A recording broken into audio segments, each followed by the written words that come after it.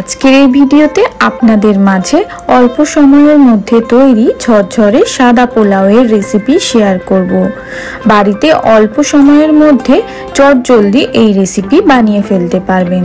আশা করি রেসিপিটি ভালো লাগবে। নমস্কার বন্ধুরা, পিনাজ হেসেলে আপনাদের সবাইকে স্বাগত জানাই।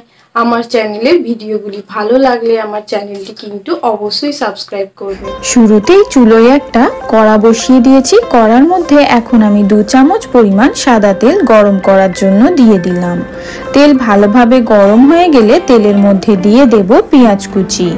এখানে আমি 2 থেকে 3টে মাঝারি সাইজের পেঁয়াজ একেবারে সরু সরু করে কুচিয়ে কেটে ব্যবহার করেছি। পেঁয়াজগুলো এখন আমি হাই ফ্লেমে অনবরত নাড়াচাড়া করে বাদামি রং হওয়া পর্যন্ত অপেক্ষা করব। দেখুন 4 থেকে 5 মিনিটের মধ্যে কিন্তু পেঁয়াজের মধ্যে অনেকটা বাদামি রং এসে গেছে। আর 1 থেকে 2 মিনিটের মতো নাড়াচাড়া করে আমি পেঁয়াজ বেরেস্তাটা তেল ঝরিয়ে তুলে নেব। আপনারা চাইলে বেরেস্তা ছাড়াও এই পোলাও বানাতে পারেন। পোলাওয়ের সৌন্দর্য বাড়ানোর জন্য এখানে আমি বেরেস্তার ব্যবহার করছি। বেরেস্তা রেডি। এখন আমি বেরেস্তাটা তেল ঝরিয়ে তুলে নিচ্ছি। এখন পড়ে থাকা এই বাকি তেলের মধ্যে আমি কিছু গরম মশলা ফোড়ন হিসাবে দিয়ে দেব, যেমন এলাচ, লবঙ্গ, দারচিনি। ফোড়নটা 10 সেকেন্ডের মতো তেলে নাড়াচাড়া করে নেব। ফোড়ন থেকে খুব সুন্দর একটা গন্ধ বের হলে এখন আমি এর মধ্যে দিয়ে দেব আদা বাটা। বাটা আদা তেলে দেওয়ার সাথে সাথে যাতে পুড়ে না যায় সেই জন্য অল্প একটু জল মিশিয়ে এখানে আদা বাটাটা আমি তেলের মধ্যে দিয়েছি। এখন এই আদা বাটাটা গরম মশলার সাথে অনবরত নাড়াচাড়া করে ভাজা ভাজা করে নেব। এই পর্যায়ে এর মধ্যে আমি নুনের ব্যবহার করলাম। এখানে আমি পোলাও রান্নায় যতটা নুন ব্যবহার করব সমস্তটাই স্বাদ অনুযায়ী দিয়ে দিয়েছি। এখন আদাটা একটু ভাজা ভাজা হয়ে আসা পর্যন্ত অপেক্ষা করব।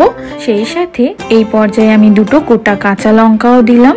কাঁচা লঙ্কা দিলে পোলাওয়ের মধ্যে কিন্তু খুব সুন্দর একটা কাঁচা লঙ্কার ঘ্রাণ আসে, তাই অবশ্যই কাঁচা লঙ্কা ব্যবহারের চেষ্টা করবেন।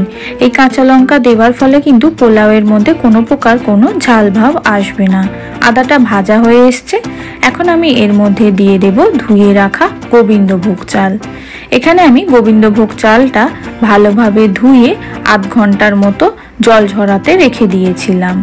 সমস্ত চালটা দেয়া হয়ে গেলে এখন অনবরত নাড়াচাড়া করে চালটা আমি ভেজে নেব। এখানে আমি 500 গ্রাম পরিমাণ গোবিন্দভোগ চালের ব্যবহার করেছি।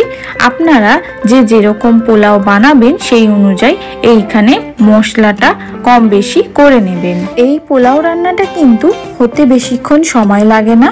10 থেকে 15 মিনিটের মধ্যেই খুব সুন্দর একটা রেসিপি তৈরি হয়ে যায়। তাই বাড়িতে একবার হলেও এই পদ্ধতিতে পোলাও রান্নার রেসিপিটা ট্রাই করে দেখতে পারেন। বাড়ির ছোট থেকে বড় সকলেরই কিন্তু খুবই ভালো লাগবে। চালটা আমি 5 মিনিটের মতো অনবরত নাড়াচাড়া করে ভেজে নিচ্ছি। চাল ভাজার সাথে সাথেই খেয়াল করবেন চালটা কিন্তু আগের থেকে আরো অনেক ঝরঝরে হয়ে গেছে। সেই সাথে চালের মধ্যে কিন্তু খুব সুন্দর একটা রঙও এসেছে। আর গন্ধর ব্যাপারে তো কোনো কথাই নেই, একেবারে মন মাতানো গন্ধ এই পর্যায়ে কিন্তু বের হয়েছে। এখন আমি এর মধ্যে দিয়ে দেব গরম জল, যাতে চালটা খুব ভালোভাবে সেদ্ধ হয়ে যায়। 500 গ্রাম চালের জন্য আমি এখানে 1 লিটার পরিমাণ জলের ব্যবহার করেছি। এখন হাতা দিয়ে খুব ভালোভাবে একেবারে চালটা একবার উপর থেকে নিচ পর্যন্ত নাড়াচাড়া করে দিচ্ছি। নাড়াচাড়া করা হয়ে গেলে এখন আমি ঢাকা দিয়ে 10 মিনিটের মতো মাঝারি আঁচে রান্না হতে দেব। ফিরে আসছি 10 মিনিট পর। ডিম থেকে শুরু করে পনির, মাংস যে কোনো কিছুর সঙ্গে এই রেসিপি কিন্তু দুর্দান্ত লাগে। ফিরে এলাম 10 মিনিট পর। ঢাকনা খুলতেই দেখুন পোলাওটা কিন্তু খুব ভালোভাবে একেবারে রেডি হয়ে গেছে। চালগুলো কিন্তু একেবারে পারফেক্টলি কুক হয়েছে, সেই সাথে কত সুন্দর ঝরঝরে হয়েছে খেয়াল করুন। এখন আমি এর মধ্যে কিছু উপকরণ দিয়ে দেব। সবার প্রথমে আমি একবার ভাতটা খুব ভালোভাবে উপর থেকে নিচ পর্যন্ত নাড়াচাড়া করে স্বাদের অনুযায়ী দিয়ে দিলাম চিনি। এখানে আপনারা আপনাদের পছন্দ অনুযায়ী চিনির পরিমাণটা বাড়িয়ে বা কমিয়ে নিতে পারেন। এখানে আমি হাফ চামচের মতো চিনির ব্যবহার করেছি। সেই সাথে দিয়ে দেব ঘি। এখানে আমি 1 থেকে 2 চামচ পরিমাণ ঘিয়ের ব্যবহার করব। আপনারা চাইলে ঘিটা স্কিপও করতে পারেন, তবে ঘি ব্যবহার করলে খুব সুন্দর একটা ফ্লেভার পাওয়া যায়।